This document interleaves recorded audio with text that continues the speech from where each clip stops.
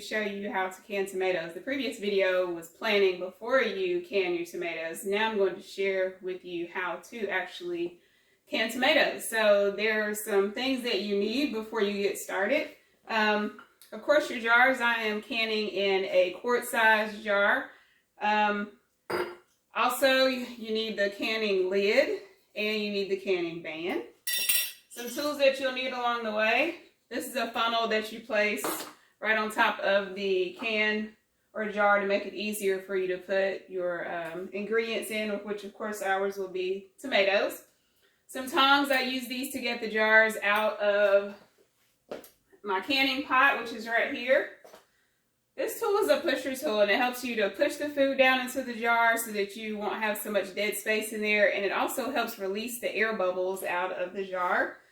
This is a magnet, and this is used to take the lids out of hot water so that you don't burn your hands. Also, a ladle, a pot of boiling water. This is a special type of tongs. You actually use these to lift the jar out of the canning pot if you want. I actually use it to put my jars back into the canning pot. Oh, flip that over before it falls. This is citric acid. This is your preservative for your tomatoes. You can also use lemon juice. Of course, your tomatoes, a slotted spoon, a clean towel, and I think that's about it. Oh, and this is a pot of hot water, not boiling hot water, but just hot water to put your canning lids in. So the way I start this process off is I grab my jars. My hopes is that I have enough jars or enough tomatoes to fill the entire pot, which will be 7 canning jars. So that's my goal. So I'll go ahead and check those. I rinse them out. They're already clean, but I'll go ahead and rinse them out just to make sure there's no dust or anything inside of them. And something that you want to check for, you want to make sure that the rim of your jar, make sure there's nothing on it, no debris or anything, but the main thing is make sure that it's not chipped, because if it's chipped, it won't seal properly. Then the next step after that is I get a small pot to put my canning lids in. So the canning lids have a rubber seal on them. That's what suctions to the top of the jar. It makes it unable to come off and keeps it fresh for an entire year. So in order for that to happen, what you're doing is warming this rubber seal to make it soft. So you put it inside of a pot just until it gets hot. I like to wait just until you see those little bitty bubbles on there, and then I turn my heat down. I don't go, keep your heat on low and just give it a little time to just heat up a little bit. It should be hot to touch, not boiling. Do not boil your lids. You do not need to do that. And one tip that I use, when I first started canning, I watched all these videos, and one thing they did not tell me is that canning lids and canning bands, they rust really easily. So I actually called about it because I didn't know. But so every time I put my lids and bands in here, and by the way, you don't have to put your bands in there. That's just something that you can do to keep them off the bottom of your pot. But anyway, I was having to scrub out rust out of the bottom of my pot with steel wool every time I can. So I was like, hey, why don't I just put foil in there? So I actually lined the inside of my pot with foil to prevent the rusting, and it has been great. So I got that going. I got my boiling water going. I'm doing the raw pack method, which is just putting the tomatoes in there with citric acid, pouring some hot boiling water in there, seal it, throw them in the pot. That's it. It's a very easy process, but it is a time-consuming process. So one of the most important things for you to remember is make sure that you leave yourself enough time, because it does take a while to get everything in there the right way, to check the jars, and they take 45 minutes to process, which means it takes 45 minutes for them to boil. To get to a rolling boil, that's 45 minutes, and then there's about 5 or 10 minutes after that. So make sure that you leave yourself enough time to get this canning done. All right, so I'm going to get started. I have already placed some in there that already have tomatoes in there. I'm going to show you exactly how the process works. So I'm going to move this out of the way and get started. So what I like to use these for is to get the jars out. So I like to grab them by the side and I pour the water out like so. Oh, if you have hard water like we do, to prevent mineral deposits on the side of your jars that makes them really cloudy and chalky feeling on the outside and chalky looking. Pour a cup of distilled white vinegar in your water. It won't do anything to your tomatoes. It just prevents the mineral deposits from being on your jar. So I'll take this out. I use a half a teaspoon of citric acid. Put that right in the bottom. And then I just start putting my tomatoes in there. I like to put my funnel on this, especially with this particular jar, because it is a regular mouth. There are also wide mouth jars, which makes it easier to get everything in there. And sometimes I use the funnel for that as well. But it makes it easier just to throw everything in there pretty quickly. You don't have to be as careful when you have the funnel on top of the jar.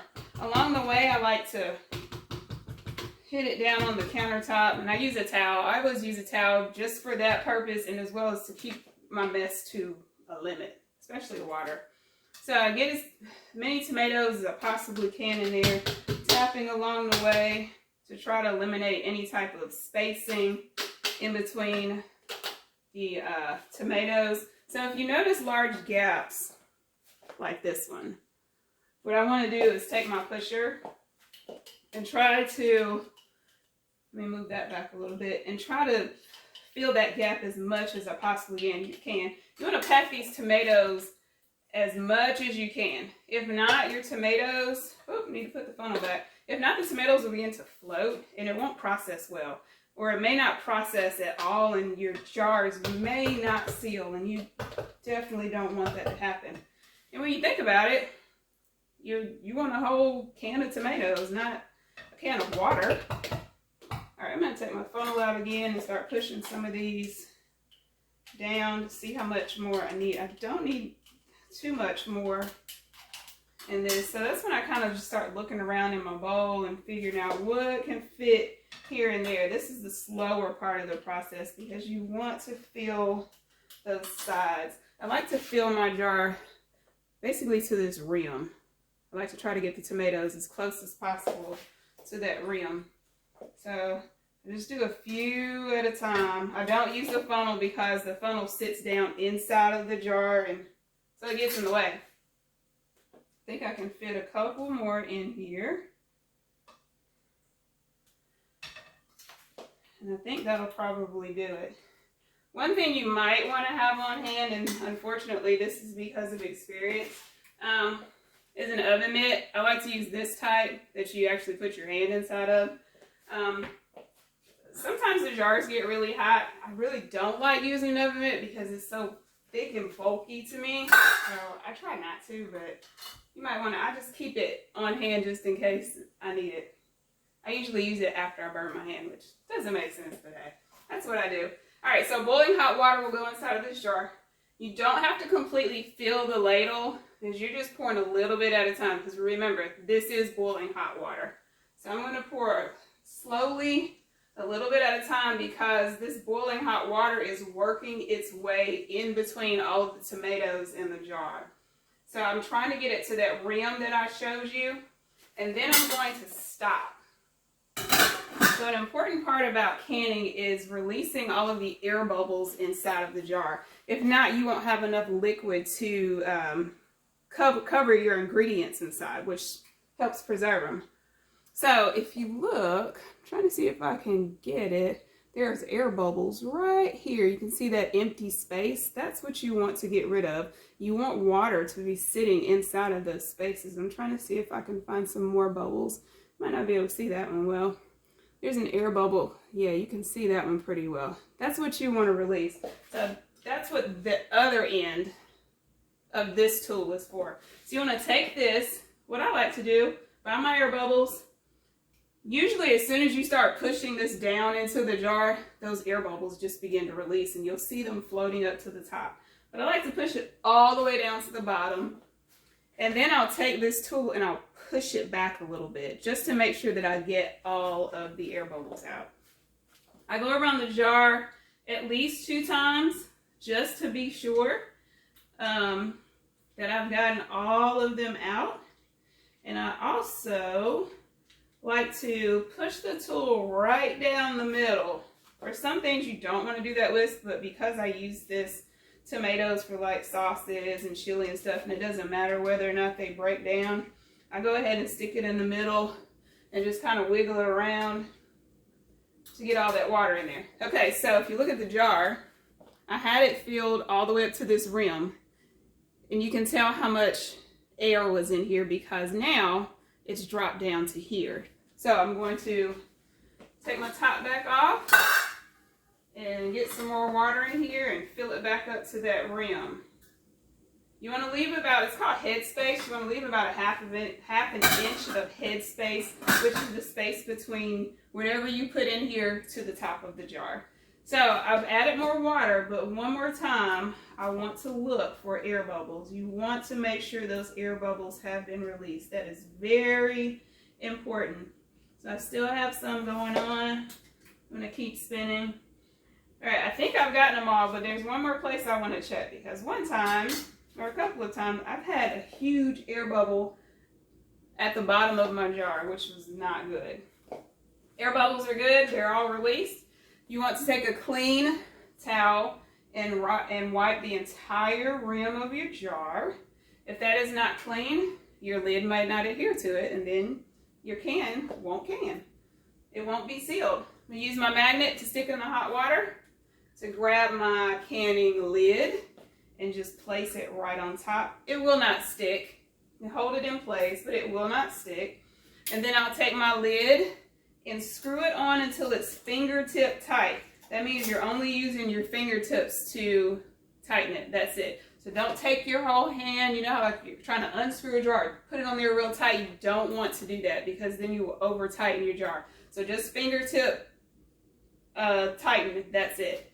This is now ready to go inside the canning pot. I'm putting this in with my tongs. And then I have one more to fill.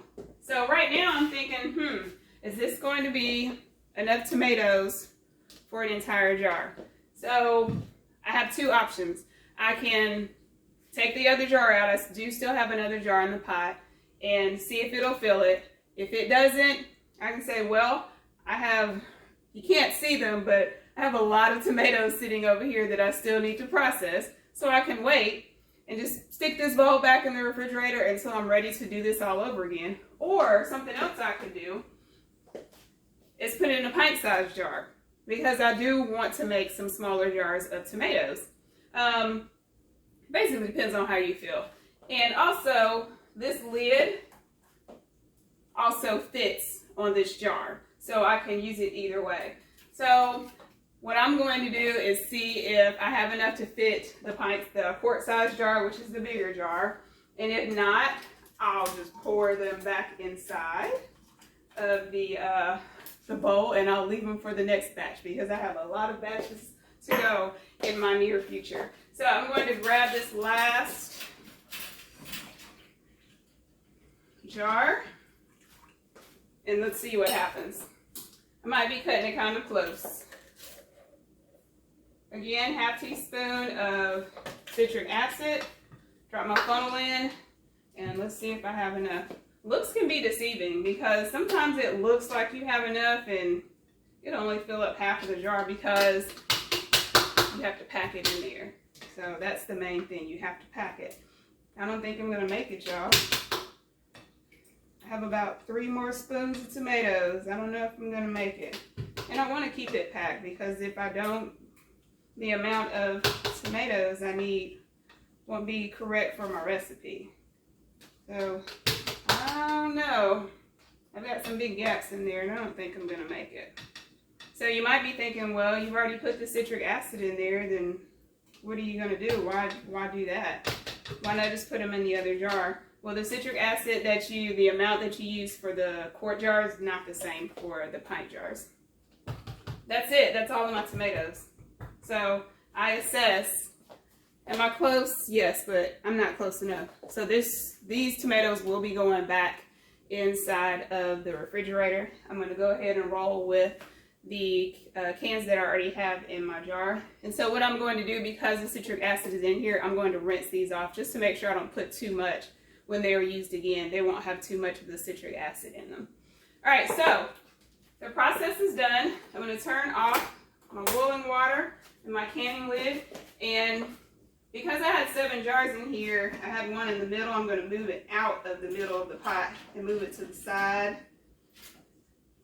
And an important thing when it comes to your canning pot is to make sure that you have about 1 inch of water above all of your jars. Why? Because when you boil, your water begins to evaporate, and you don't want it to fall below the level of your cans. So, like I said before, this is going to take 45 minutes to can, to process. So I'm going to put my lid on, turn my heat back up to high, and you want it to be a rolling boil. It's just constantly going. You don't turn it down, a constant rolling boil. I start mine off on high, and because there's so much heat in there, there's so much water, I eventually end up turning mine down to low, but it's still a rolling boil. So you'll have to assess that according to how your stove is. So I'm going to get this going, let it process for 45 minutes, and then I'll come back to you to let you know what happens next after this gets done with its 45 minutes. Hey y'all, I'm back with you just for a hot second. My timer is about to go off. The cans have been processing for 45 minutes. So when the timer goes off, the only thing I'm going to do is just remove the top from the canning pot and turn the heat off. You'll let it sit for 5 minutes, and then after those 5 minutes, you'll be able to remove the cans from the actual pot. I will tell you while I'm waiting for this to go off, and it is about to go off in a second, that I went to put my extra tomatoes in the refrigerator, and guess what was there? Some more tomatoes. So I was able to actually get that quart jar and fill it up with tomatoes. So I actually was able to can 7 jars instead of 6. All right, so I'm going to turn my heat off. I just took the top off. I'm going to wait for 5 minutes, and then I'll be back with you in a bit. Okay, y'all, I'm back with you. My timer is about to go off in about 40 seconds. This is the end. This is the end of the process once this goes off. Excuse me. I have a rack that actually sits inside of my pot, so I'm actually going to pull that rack up, which makes it a little bit easier for me to get my cans out.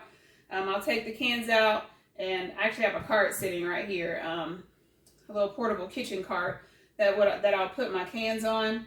After you take those cans off and put them out on the countertop, table, wherever it may be, do not touch them for 24 hours. If you do, it could interrupt the canning process, and your jars may not seal properly. All right, there's my timer. I'm going to I forgot to grab my other oven mitt.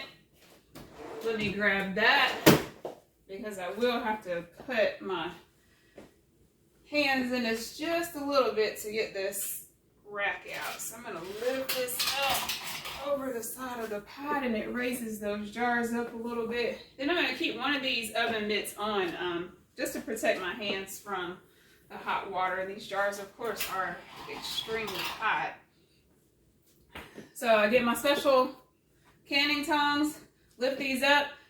You will have a little bit of water that's sitting on the top. Do not tip the jar to pour that water off. It will evaporate because that could mess up the canning process, and it may not seal properly. So I'm going to take all 7 of these off and put them on my towel on my cart, and then I will roll my cart over to the other side of the room so that it is out of the way and no one will accidentally bump it. When you place these on your countertop, table, wherever it may be, place them so that they are not touching one another. So just leave some space in between them when you put them on there. And then afterwards, your cans should be ready to go. You will begin to hear them pop, which is one of my favorite sounds when it comes to canning. You'll hear those lids, basically they sink down in the middle. You know that sound when you're opening up a jar that's been sealed, that popping sound? That's the sound they make when they seal.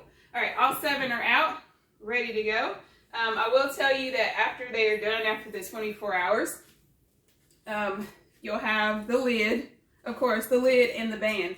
When you're done, when they are done, take your band off. What I like to do is I try to pull this seal off. you should not be able to pull this, lid off. If you are, it did not process correctly. You need to go ahead and stick this in the fridge and use it within a few days. So you should not be able to pull this off. What I do is take a clean towel, wipe off the bottom of the jar. And I actually do not put this back on here. You don't need it. This is completely sealed like a regular aluminum can. So for me, so that I don't waste a lot of bands, I take this off, wash it so that I can use it for the next round because I don't need it. And I use this entire can when I'm making spaghetti sauce. But if I did need it, I can just grab this and put it on it. And for me, it actually also makes it easier to stack my jars when I put them in the cabinet. That's all, y'all. That's tomato canning 101 from H.E.A.T Gardening. I hope this helps you all. My learning experiences I've had over the year. And I look forward to more canning with all of those tomatoes I have sitting over there and outside. Have a good one, y'all. And just grow with it.